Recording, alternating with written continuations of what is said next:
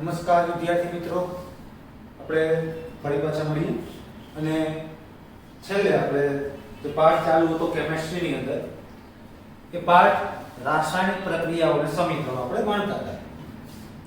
હવે આપણે જે ભણવાનું છે એ ખાસ કરીને સંયોગીકરણની પ્રક્રિયા લાસ્ટમાં આપણે ભણી ગયા. તો હવે આપણે આગળ થોડુંક એમાં પણ અલગ પ્રકારના એક્ઝામ્પલ લઈને થોડુંક આગળ વધીએ આપણે કે કેવી કેવી પ્રક્રિયાઓ રોજિંદા જીવનમાં પણ સંયોગીકરણની પ્રક્રિયા સ્વરૂપે આપણને જોવા મળે છે. તો પહેલી બાબત અહીંયા આપણે ફરીથી શરૂઆત કરીએ. સંયોગીકરણ પ્રક્રિયાનું ટાઇટલ રાખીએ આપણે હજી સંયોગીકરણની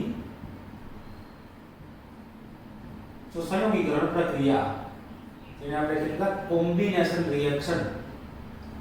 હવે આ પ્રક્રિયામાં આપણે ગયા વખતે ભણી ગયા કે જ્યારે બે અથવા બે કરતા વધારે પ્રક્રિયકો સંયોજાઈને જો એક જ નિપજ આપતા હોય, બે અથવા બે કરતા વધારે પ્રક્રિયકો સંયોજાઈને એક જ નિપજ આપતા હોય તો તેવી પ્રક્રિયાને સંયોગીકરણની પ્રક્રિયા કહે છે. ઓકે, હવે એમાં આપણે એક્ઝામ્પલ તરીકે પહેલું એક્ઝામ્પલ જોયું કેલ્શિયમ કેલ્શિયમ ઓક્સાઇડની પ્રક્રિયા પાણી સાથે કરતા કેલ્શિયમ હાઇડ્રોક્સાઇડ. અને સાથે સાથે એક મહત્વની બાબત એ પણ હજી રહી ગઈ હતી કે આ પ્રકારની પ્રક્રિયા ખરેખર એક ઉષ્મા શોષક પ્રક્રિયા કે ઉષ્મા ક્ષેપક પ્રક્રિયા, આ બેમાંથી એક પ્રક્રિયા છે. તો કે જ્યારે કેલ્શિયમ ઓક્સાઇડની અંદર પાણી ઉમેરવામાં આવે ત્યારે બીકર છે એ ગરમ થઈ જાય છે. તમે આ પ્રયોગ કરો ધારો કે પ્રવૃત્તિમાં, તો કેલ્શિયમ ઓક્સાઇડ એટલે કડી ચૂનામાં જ્યારે પાણી ઉમેરવામાં આવે ત્યારે એ બીકર છે ગરમ થાય છે, એક પ્રક્રિયા થાય છે. તો એ પ્રક્રિયાની અંદર આપણે એવું કહી શકીએ કે જ્યારે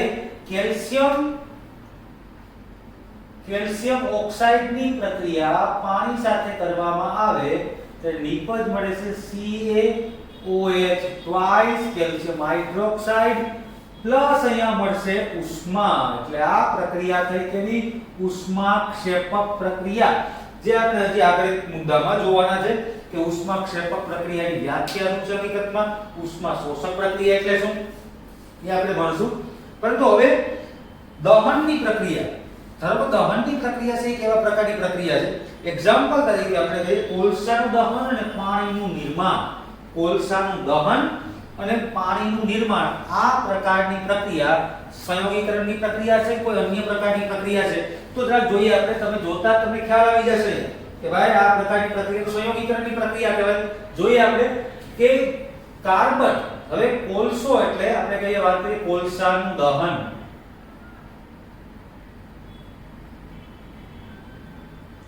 કોલસાનું દહન એ કેવા પ્રકારની પ્રક્રિયા? કોલસો એટલે કાર્બનનું સ્વરૂપ,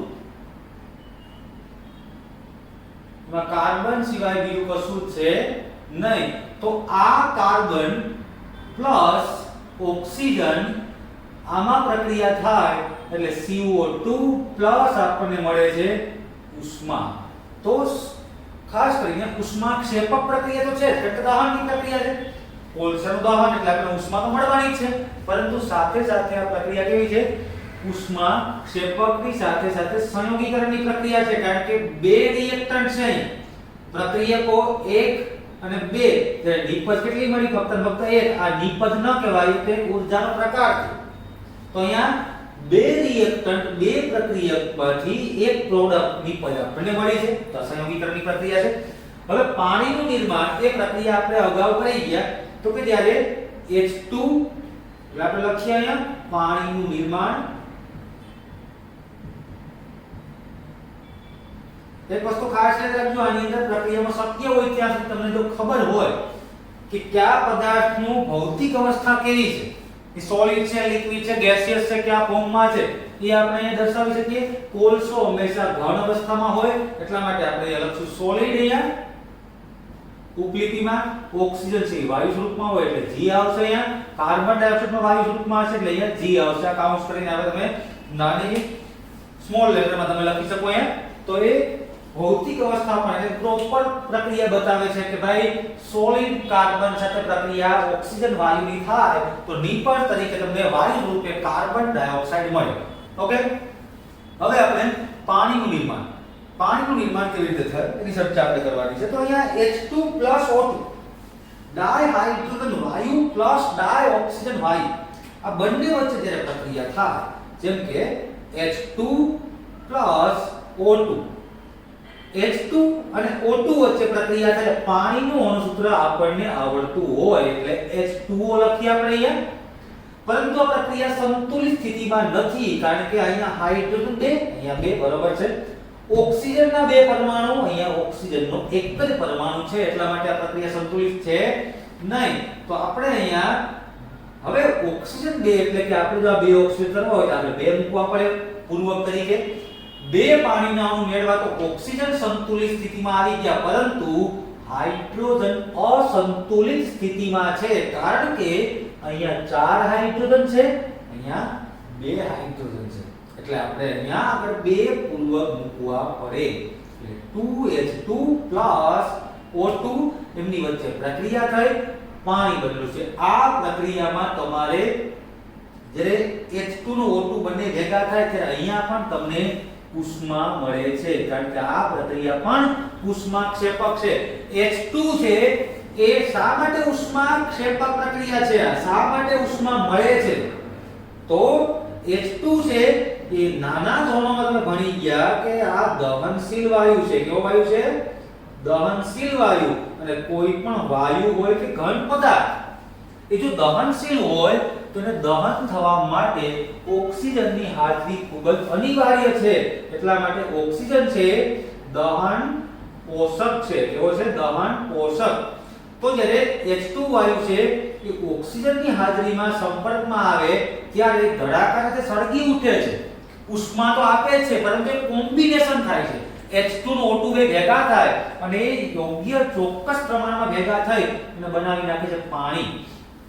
એટલે સામાન્યપણે આપણે કહીએ છીએ કે H2 વાયુ છે આપણા માટે બળતણનો સારામાં સારો એવો સ્ત્રોત છે કારણ કે ખૂબ જ મોટા પ્રમાણમાં એનર્જી આપે. અને બીજી મહત્વની બાબત એ છે કે મોટા ભાગના ફ્યુલ જ્યારે દહન પામે છે ત્યારે બાય પ્રોડક્ટ તરીકે ઉષ્માની સાથે સાથે કાર્બન ડાયોક્સાઇડ વાયુ આપે જે વાતાવરણ માટે પ્રદૂષિત કરે છે. તો કે ગ્લોબલ વોર્મિંગ જેવી સ્થિતિઓ છે એના માટે જવાબદાર છે. પરંતુ H2 વાયુનું જ્યારે દહન ઓક્સિજનની હાજરીમાં થાય ત્યારે મહત્વનું આપણે જે પ્રોડક્ટ મળે છે એ ઉષ્મા તો મળે જ છે પરંતુ સાથે સાથે આપણને મળે છે પાણી મળે છે. એટલે કોઈ પ્રદૂષણની વાત નથી આવતી. તો પ્રશ્ન એ થાય કે શા માટે આપણે H2 વાયુનો ઉપયોગ એટલો બધો કરતા નથી? શા માટે H2 વાયુ છે સામાન્ય ગાડીઓમાં ચલાવતા નથી? તો એનું મહત્વનું કારણ એ છે કે વાતાવરણની અંદર H2 વાયુ મુક્ત સ્વરૂપમાં જોવા મળતો નથી. આપણે શું કરવું પડે? તો કે H2 વાયુને કોઈ પણ સંયોજનમાંથી એક્સ્ટ્રેક્ટ કરવો પડે એટલે કાઢવો પડે પ્રક્રિયા દરમિયાન અને એ H2 વાયુને આપણે ઉપયોગમાં લઈ શકીએ. રોકેટ ફ્યુઅલમાં એનો ઉપયોગ થાય છે પરંતુ સામાન્ય રોજિંદા જીવનમાં H2 વાયુ થોડો મોંઘો પડે કારણ કે આને બનાવવા માટે શું કરવું? તો બનાવવા માટે પણ પાણીમાંથી બનાવવો પડે કારણ કે જ્યારે તમે 2H2O આને જ્યારે એક પ્રકારની ખાસ કરીને વિદ્યુત આપવામાં આવે તો એનું વિદ્યુત વિભાજન થાય છે ઇલેક્ટ્રોલિસિસ થાય છે એનું ત્યારે તમને મળે છે 2H2 O2 હાઇડ્રોજન મળ્યા. પરંતુ આ તો ત્યાંનું ત્યાં જ થયું હતું. શા માટે ત્યાંનું ત્યાં? તો કે તમે જેટલી વિદ્યુત આપો એટલી એ પછી ઉષ્મા મળી તમને કારણ કે આ જ પ્રક્રિયા તમે જો આગળ વધારો તો 2H2 માંથી અને O2 બે ભેગા થઈને 2H2 પાછા મળ્યા આપણને તો અહીંયા પ્લસ શું મળશે આપણે ઉષ્મા. તો આ ઉષ્મા અને આપેલી વિદ્યુત આ બંને એનર્જીઓ તો સરખા પ્રમાણમાં છે તો આપણે તો નફો નહીં નુકસાન નહીં કઈ નહીં.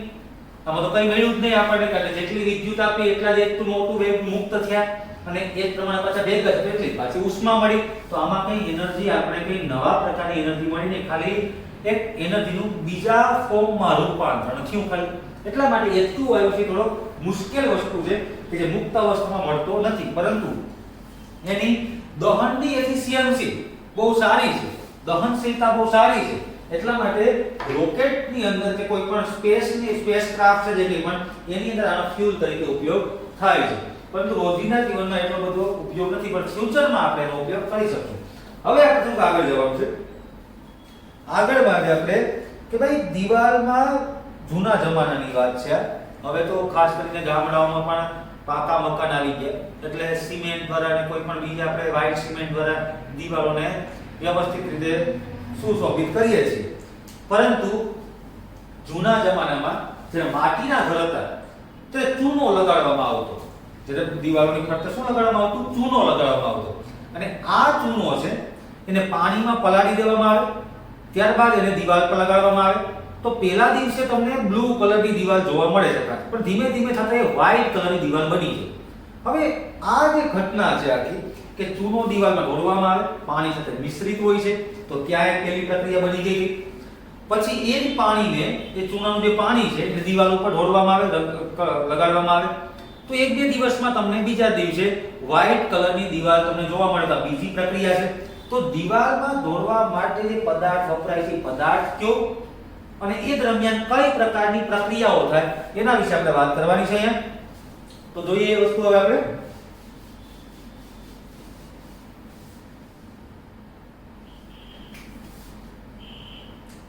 દિવાલ દોરવા માટે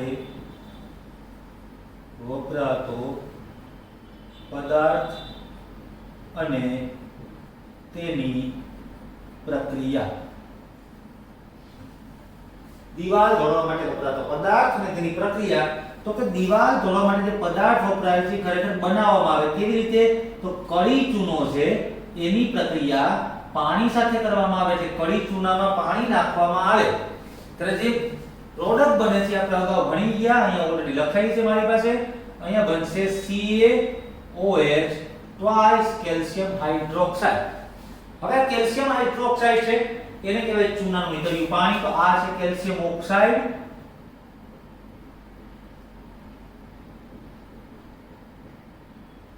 આ કેલ્શિયમ ઓક્સાઇડ છે। અહીંયા કેલ્શિયમ હાઇડ્રોક્સાઇડ, આ છે કળી ચૂનો, આના બે નામ છે ચૂનાનું નીતર્યું પાણી અને અથવા તો કહેવાય ફોડેલો ચૂનો।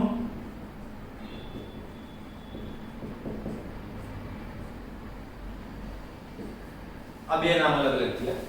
હવે અહીંયા આપણે જોવાનું છે કે કેલ્શિયમ હાઇડ્રોક્સાઇડ શું કરવામાં આવે, તો કે જે દ્રાવણ બની ગયું દ્રાવણને દિવાલ ઉપર ઢોળવામાં આવે, દિવાલ પર જ્યારે ઢોળી દેવામાં આવે ત્યારે એક દિવસ પછી એક પ્રક્રિયા પાછી થાય। હવે પ્રક્રિયા જે થાય ધોરણ 7 માં તમે ભણ્યા, બરાબર, જો 7 માં કે 8 માં તમને ક્યાંક પ્રક્રિયા આવી ગઈ કે જ્યારે એક બાઉલ હોય, એ બાઉલમાં ચૂનાનું નીતર્યું પાણી હોય, તમને એક સ્ટ્રો આપવામાં આવે, સ્ટ્રો વડે તમારે અંદર એ સ્ટ્રોને નાખીને મોઢામાં રાખીને ફૂંક મારવાની, એ દ્રાવણ છે એ બ્લુ કલરનું દ્રાવણ બનશે, દૂધિયું દ્રાવણ, આવો શબ્દ આવે છે દૂધિયું દ્રાવણ। દૂધિયું દ્રાવણ એટલે દૂધ જેવું દ્રાવણ નહીં, પરંતુ બ્લુ રંગનું દ્રાવણ, વાદળી જેવા રંગનું દ્રાવણ બની જાય છે। હવે આ જે દ્રાવણ બને છે એ શા માટે આવું થયું, તો કે જ્યારે તમે જે બાઉલ હતું એમાં શું હતું, તો કે કેલ્શિયમ હાઇડ્રોક્સાઇડ, આ ચૂનાનું નીતર્યું પાણી, તમે ફૂંક મારી, ફૂંક ડાયરેક્ટલી નહીં, તમે સ્ટ્રો વડે ફૂંક મારી તો આપણે શું કરીએ, શ્વાસોશ્વાસની પ્રક્રિયા કરીએ છીએ। શ્વાસોચ્છ્વાસની પ્રક્રિયાની અંદર શ્વસનમાં આપણે ઓક્સિજન લઈએ છીએ અને ઉચ્છ્વાસ મારફતે આપણે કાર્બન ડાયોક્સાઇડ બહાર કાઢીએ છીએ, ઇન્હેલ કરીએ છીએ। તો એ કાર્બન ડાયોક્સાઇડ છે સ્ટ્રો વાટે ક્યાં ગયો, બાઉલની અંદર રહેલું પાણી જે છે ચૂનાનું નીતર્યું પાણી, એમાં એ ચૂનાના નીતર્યા પાણીની સાથેની પ્રક્રિયા થઈ। તો કેલ્શિયમ હાઇડ્રોક્સાઇડની પ્રક્રિયા કોની સાથે થઈ, કાર્બન ડાયોક્સાઇડ સાથે, અને કાર્બન ડાયોક્સાઇડ અને કેલ્શિયમ હાઇડ્રોક્સાઇડની પ્રક્રિયા થાય એટલે શું બન્યું, કેલ્શિયમ કાર્બોનેટ નામનો એક પદાર્થ કે જે વ્હાઇટ કલરનો પદાર્થ છે, જે દૂધિયું દ્રાવણ જે કહેતા હતા એ અંતે વ્હાઇટ બને છે, એક પ્રકારના અવક્ષેપ ઉત્પન્ન થાય છે, પ્રેસિપિટેટ ઉત્પન્ન થાય છે, એને આપણે કહીએ છીએ મૂળભૂત દિવાલનો રંગ બદલવા માટે કારણભૂત પદાર્થ। એટલે અહીંયા થશે હવે કેલ્શિયમ હાઇડ્રોક્સાઇડ એટલે પહેલી પ્રક્રિયા કમ્પ્લીટ થઈ, અહીંયા બીજી પ્રક્રિયા વાતાવરણના કાર્બન ડાયોક્સાઇડની હાજરીમાં થશે, તો અહીંયા આ રિએક્ટન્ટ બનશે હવે પ્રક્રિયા CaOH ટ્વાઇસ પ્લસ CO2। હવે જો અહીંયા બે OH છે, OH બે છે એટલે OH અને OH આ બે થયા।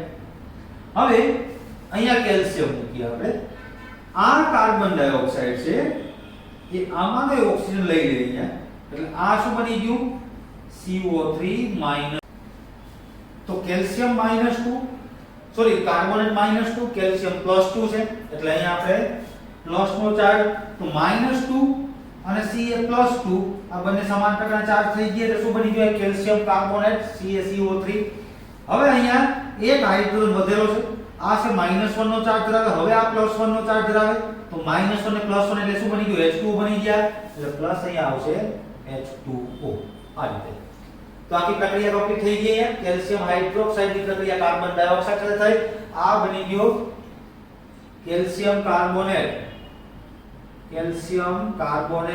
પણ આના પણ સામાન્ય નામ છે સામાન્ય નામ કયું એક તો સામાન્ય નામ થશે આનું ખાલી ચૂનાનો પથ્થર અથવા એક નામ થશે આનું લાઇમસ્ટોન પણ કહેવામાં આવે ને એક નામ થશે આનું માર્બલ એ કહીએ છીએ આપણે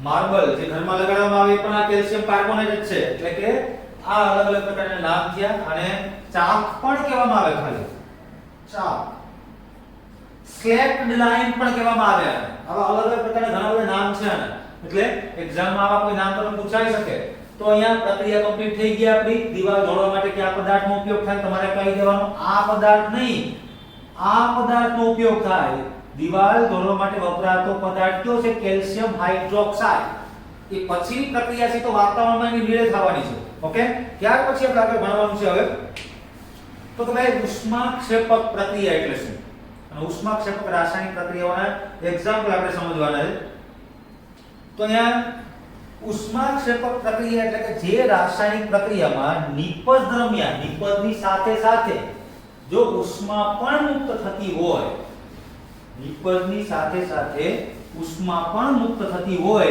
તેવી રાસાયણિક પ્રક્રિયાને શું કહે છે ઉષ્માક્ષેપક પ્રક્રિયા કહે છે તો જોઈએ એક્ઝોથર્મિક રિએક્શન પણ કહેવામાં આવે છે ઉષ્માક્ષેપક પ્રક્રિયા તો કે જે રાસાયણિક પ્રક્રિયામાં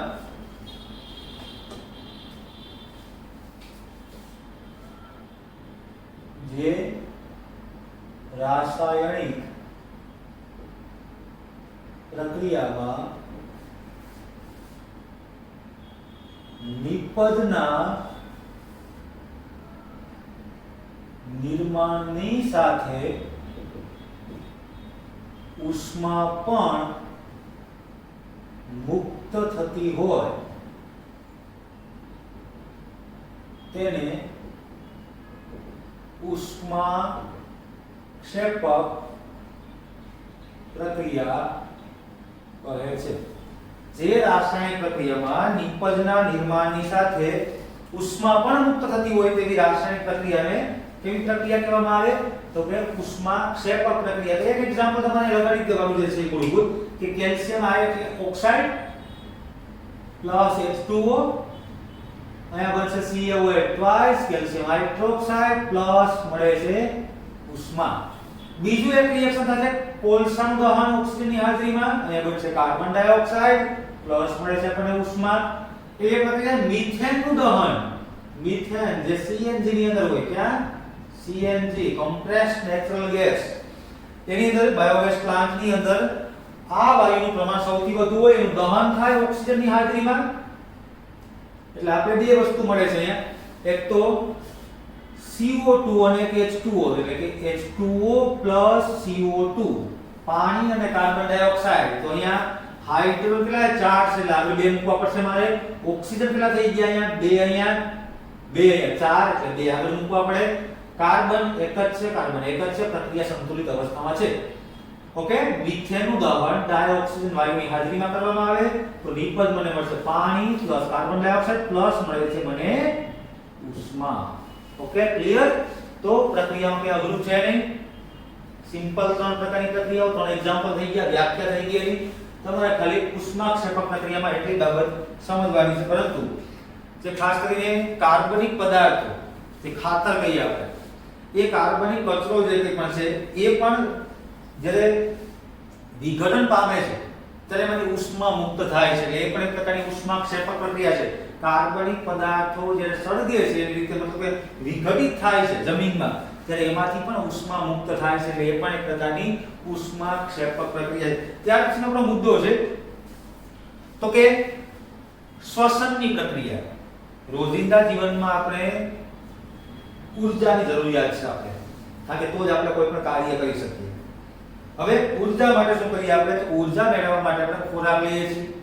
હવે ખોરાકની અંદર શું હોય તો કે સ્ટાર્ચ, મૂળભૂત ઘટક તરીકે આપણે જે સ્ટાર્ચ મળે છે, સ્ટાર્ચ એટલે કાર્બોહાઈડ્રેટનું સંયોજિત સ્વરૂપ. એટલે આપણે શું કરીએ તો મોઢામાં ખોરાકના કોળીને ચાવીએ છીએ એટલે રૂપાંતર કેમાં થાય તો કે આપણા મોઢાની લાળ રસમાં એમાઇલેઝ નામનો અથવા ટાયરીન નામનો ઉત્સેચક છે એના દ્વારા વિઘટિત થાય છે. વિઘટિત થઈને શું બને છે? કાર્બોહાઈડ્રેટ. અને કાર્બોહાઈડ્રેટનું ફરી પાછું વિઘટન થાય એટલે બને છે ગ્લુકોઝ. જેને આપણે કહીએ C6H12O6 આ રીતે. ઓકે, તો એટલી વસ્તુમાંથી આ કન્વર્ઝન થયું. હવે ગ્લુકોઝ છે આપણા કોષની અંગિકાઓમાં સંગ્રહ પામેલો રહે છે. હવે ગ્લુકોઝ છે એનું જ્યારે જો વિઘટન કરવામાં આવે એટલે કે આનું વિઘટન થાય તો આપણે શું મળે? ઊર્જા મળે. પરંતુ ગ્લુકોઝના વિઘટન માટે જવાબદાર કોણ છે? ઓક્સિજન. ઓક્સિજનની હાજરીમાં જેનું વિઘટન શક્ય બને એમને વિઘટન થતું નથી. ઓકે, તો સ્ટાર્ચ માંથી કાર્બોહાઈડ્રેટમાંથી ગ્લુકોઝ. આ ગ્લુકોઝ છે આપણા કોષમાં રહેલો હોય છે. કોષમાં આપણે જ્યારે ઓક્સિજનની હાજરી આવે છે ત્યારે એનું વિઘટન થાય છે અને આપણે શું મળે છે? ઊર્જા મળે. ઊર્જા મળે છે. તો એ ઊર્જા શ્વસનની પ્રક્રિયા દરમિયાન કેવી રીતે મળતી હશે? તો ભાઈ જ્યારે કાર્બન ડાયોક્સાઇડ આપણે ગ્લુકોઝની પ્રક્રિયા, શ્વસન એ ઉષ્માક્ષેપક પ્રક્રિયા છે. શ્વસનની પ્રક્રિયા અથવા શ્વસનની પ્રક્રિયા ઉષ્માક્ષેપક પ્રક્રિયા છે. કારણ કે આપણે જે વિઘટનની વાત આવે ગ્લુકોઝ C6H12O6 આનું વિઘટન કોની હાજરીમાં થાય તો ઓક્સિજનની હાજરીમાં. તો 6 અણુ આપણે ઓક્સિજન લેવાના છે. હવે આપણે બે વસ્તુ મળવાની છે અહીંયા, કાર્બન અને અહીંયા ઓક્સિજન સાથે પ્રક્રિયા થાય એટલે 6 અણુ આપણે કાર્બન ડાયોક્સાઇડ ના મળે. હવે જો અહીંયા કાર્બન કેટલા છે તો કે 6 કાર્બન છે, હાઇડ્રોજન કેટલા છે તો 12 છે, ઓક્સિજન કેટલા છે 6 × 12 અને 6 અહીંયા છે એટલે કુલ 18 ઓક્સિજન થયા. 12 ને વપરાઈ ગયા કેટલા વધ્યા? 6 ઓક્સિજન વધ્યા. 6 કાર્બન વપરાઈ ગયા એટલે 0 કાર્બન છે. હવે પૂરું થઈ ગયું આ કાર્બનનું. તો અહીંયા વધ્યું કોણ? 12 હાઇડ્રોજન અને 6 ઓક્સિજન. તો સામાન્ય વાત છે, તમને ખબર છે કે H2O ના અણુની અંદર હાઇડ્રોજન અને ઓક્સિજનનું પ્રમાણ 2:1 છે. 2 હાઇડ્રોજન અને 1 ઓક્સિજન હોય તો અહીંયા 6 ઓક્સિજન છે, 12 હાઇડ્રોજન, તો 2:1 નું પ્રમાણ થયું અહીંયા એટલે અહીંયા થશે 6H2O. આ રીતે કમ્પ્લીટ. પરંતુ આપણે અહીંયા મળે છે ઉષ્મા કરતા આપણે એમ કહેવાય કે ઊર્જા મળે છે. આપણે તો આ એક ઉષ્માક્ષેપકની પ્રક્રિયા થઈ. તો કે શ્વસનની પ્રક્રિયા છે એ ઉષ્માક્ષેપક પ્રક્રિયા છે. કારણ કે શ્વસનની પ્રક્રિયા દરમિયાન શું થાય તો કે આપણે સ્ટાર્ચ સ્વરૂપે ખોરાક લઈએ, રોટલીમાંથી પણ મળે એટલે ઘઉંમાંથી, અનાજમાંથી મળે. આ સ્ટાર્ચનું આપણે મોઢામાં કોરી દ્વારા ચાવવામાં આવે છે. એ ચાવેલો કોરીઓ છે એની સાથે લાળ રસ ભળે છે. લાળ રસમાં એમાઇલેઝ કે ટાયરીન નામનો ઉત્સેચક છે એ એનું વિઘટન કરે અને સરળ શર્કરામાં રૂપાંતરિત કરે. સરળ શર્કરા એટલે કે કાર્બોહાઈડ્રેટનું ફરી પાછું અલગ અલગ પ્રકારના અવયવોમાંથી એને વિઘટન થાય છે. અંતે મળે છે આપણને ગ્લુકોઝ. આ ગ્લુકોઝ છે આપણા કોષમાં સંગ્રહ પામે અને એ કોષમાં સંગ્રહ પામેલો ગ્લુકોઝ આપણે જ્યારે શ્વસનની પ્રક્રિયા કરીએ ત્યારે ઓક્સિજન રુધિરમાં મળે. એ ઓક્સિજન કોષના સંપર્કમાં આવે, ત્યાં ગ્લુકોઝ રહેલો છે અને આ ગ્લુકોઝ અને ઓક્સિજન વચ્ચે પ્રક્રિયા થાય છે અને નિંપલ સ્વરૂપે આપણને મળે છે પાણી, કાર્બન ડાયોક્સાઇડ અને સારા એવા પ્રમાણમાં ઊર્જા પણ મળે છે. એટલા માટે શ્વસનની પ્રક્રિયા છે મૂળભૂત રીતે એ કેવી પ્રક્રિયા થાય તો કે ઉષ્માક્ષેપક પ્રક્રિયા. તો આ શ્વસન છે. હવે કઈ વખત પ્રશ્ન પૂછવામાં આવે અને આપણે જવાબ આપીએ છીએ કે શ્વસન શા માટે જરૂરી છે તો કે જીવવા માટે. આ યાર જવાબ યોગ્ય નથી આપણા વિજ્ઞાન તરીકે. શ્વસનની પ્રક્રિયા છે એ ઊર્જા મેળવવા માટે આવશ્યક છે. આપણા શરીરની અંદર ખોરાક ગયા પછી પણ તે ખોરાક જો એમને પડેલો હોય તો કોઈ કામ ન નથી. ગ્લુકોઝ એમને સંગ્રહ પામે તો કોઈ કામ ન નથી. એનું વિઘટન થવું જોઈએ. અને વિઘટન થાય ત્યાર પછી જ આપણને ઊર્જા મળે છે. એ ઊર્જા આપણા માટે કાર્ય કરવા માટે શક્તિ આપે છે અને આપણે કાર્ય કોઈ પણ સરળતાથી કરી શકીએ છીએ. ઓકે, તો અહીંયા આ મુદ્દો પણ આપણો ક્લિયર થઈ ગયો. ત્યાર પછી આપણે આગળ જવાનું છે હવે. તો કે ભાઈ હવે આવે છે વિઘટનની પ્રક્રિયા, જેને કહેવાય ડીકમ્પોઝિશન રિએક્શન. હવે પેલા કોમ્બિનેશન રિએક્શન હતું. એ કોમ્બિનેશન રિએક્શન અલગ અલગ પ્રકારના આપણે અલગ અલગ વસ્તુ ભણી ગયા. અહીંયા ઉષ્માક્ષેપક પ્રક્રિયા ભણી ગયા. ત્યારબાદ હવે આપણે વાત કરવાની છે વિઘટનની પ્રક્રિયા એટલે શું. તો વિઘટનની પ્રક્રિયામાં એક જ પ્રક્રિયા હોય છે અને એક જ પ્રક્રિયાને તમે ઉષ્મા ઊર્જા આપવામાં આવે તો એમાં બે અથવા બે કરતા વધારે નિપજનું નિર્માણ થાય છે.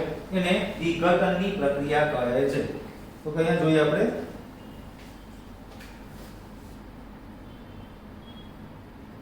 વિઘટનની પ્રક્રિયા, આને કહેવાય બીજા નંબરે ડીકમ્પોઝિશન રિએક્શન. ઓકે, હવે વિઘટનની પ્રક્રિયાની વ્યાખ્યા મેં તમને શું કીધું તો કે જ્યારે એક જ પ્રક્રિયકને ઉષ્મા આપતા તેમાંથી બે કે તેથી વધુ નિપજનું નિર્માણ થતું હોય તેને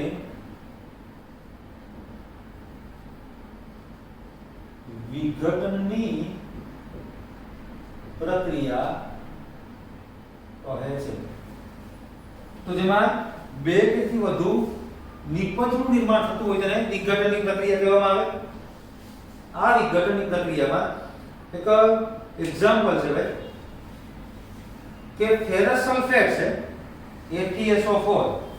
હવે એને જ્યારે ગરમ કરવામાં આવે તો નિપજ ત્રણ પ્રકારની મળે છે આપણને અહીંયા. ફેરસ સલ્ફેટ એટલે લીલા રંગનો પદાર્થ છે. FeSO4 અહીંયા કોઈ વસ્તુ નહીં, ખાલી ઉષ્મા આવશે.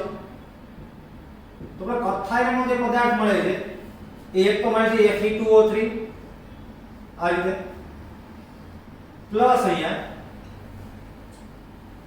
SO2 વાયુ અને પ્લસ આપણને મળે છે SO3 વાયુ. Fe કેટલા આવે? બે છે અહીંયા, તો બે આગળ આપણે અહીંયા બે Fe તો અહીંયા બે લગાડવા પડે પૂર્વ તરીકે મારે. સલ્ફર પણ બે હતા તો બે સલ્ફર, એક સલ્ફર અહીંયા થઈ ગયો, એક સલ્ફર અહીંયા થઈ ગયો. ઓક્સિજન 4 * 8 તો અહીંયા 3 ને 2 5 ને 3 8 થઈ ગયા. તો આ થઈ ગયું ફેરસ સલ્ફેટ. આ છે ફેરિક ઓક્સાઇડ. અહીંયા છે સલ્ફર ડાયોક્સાઇડ અને આ છે સલ્ફર ટ્રાયોક્સાઇડ.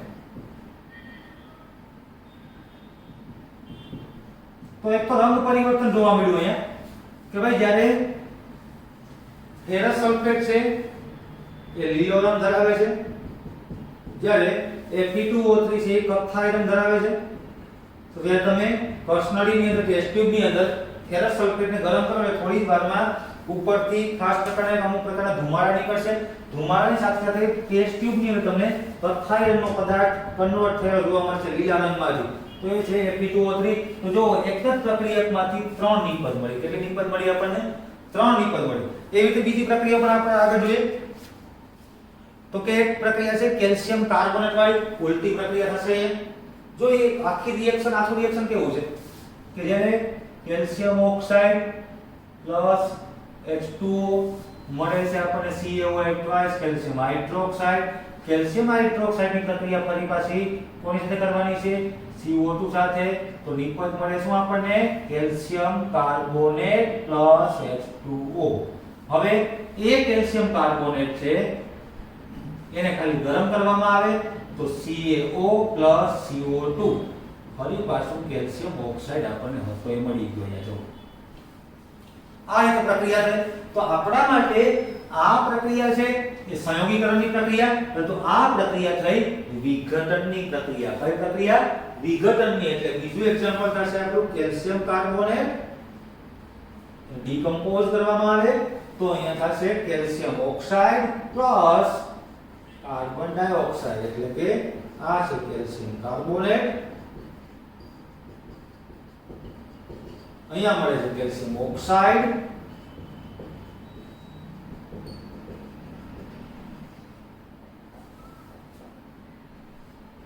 અને અહીંયા છે કાર્બન ડાયોક્સાઇડ આ રીતે તો આ આપણે એક એક્ઝામ્પલ થઈ ગયો આપણા માટે ત્યારબાદ હજી પણ એક્ઝામ્પલ આની અંદર આગળ વધીએ આપણે તો લેડ નાઇટ્રેટ છે તો લેડ નાઇટ્રેટ જ્યારે ગરમ કરવામાં આવે તો લેડ નાઇટ્રેટની પ્રક્રિયા દરમિયાન EbNO3 twice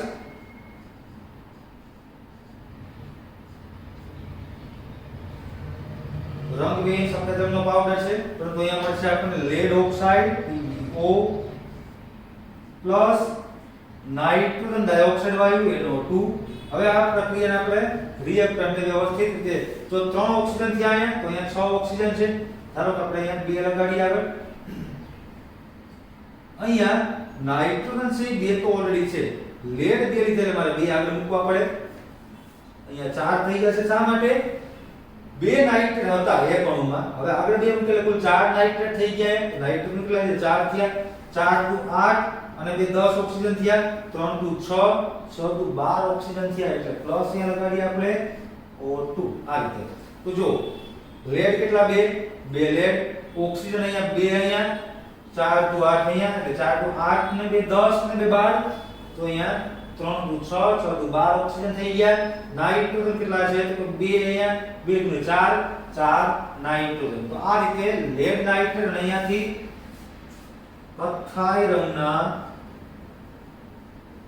ધુમાડા બહાર નીકળતા છે કારણ કે નાઇટ્રોજન ડાયોક્સાઇડ છે એ કથ્થાઈ રંગના બ્રાઉન રંગના ધુમાડા ઉત્પન્ન કરે છે એવો રંગ છે એનો એટલે આપણે ખબર પડી જાય કે લેડ નાઇટ્રેટ ને જ્યારે ગરમ કરવામાં આવે ત્યારે લેડ ઓક્સાઇડ છે તો કે ટેસ્ટ ટ્યુબમાં જ રહેશે પરંતુ નાઇટ્રોજન ડાયોક્સાઇડ છે વાયુ સ્વરૂપે આગળ નીકળશે ઓક્સિજન છે રંગવિહીન છે પરંતુ કથ્થાઈ રંગના ધુમાડા નીકળે એટલે આપણે ખબર પડી ગઈ કે લેડ નાઇટ્રેટ નું વિઘટન સ્ટાર્ટ થઈ ગયું ડીકમ્પોઝિશન સ્ટાર્ટ થઈ ગયું આવી આપણે ખબર પડી ગઈ એટલે અહીંયા આ વિઘટનની પ્રક્રિયા પૂર્ણ થઈ હવે જે આપણે આગળની પ્રક્રિયા ભણવાની છે નેક્સ્ટ લેક્ચરમાં ભણશું આપણે અહીંયા આજે રાખશું 3 પ્રક્રિયાઓ એ સિવાયની પણ પ્રક્રિયાઓ આપણે જોઈ ગયા આ બધા જ મહત્વના મુદ્દાઓ અગાઉ પણ એક્ઝામમાં પૂછાયેલા છે અને હજી પણ પૂછાવાની શક્યતાઓ છે એટલે વ્યવસ્થિત અને તૈયાર કરવા ઓકે થેન્ક યુ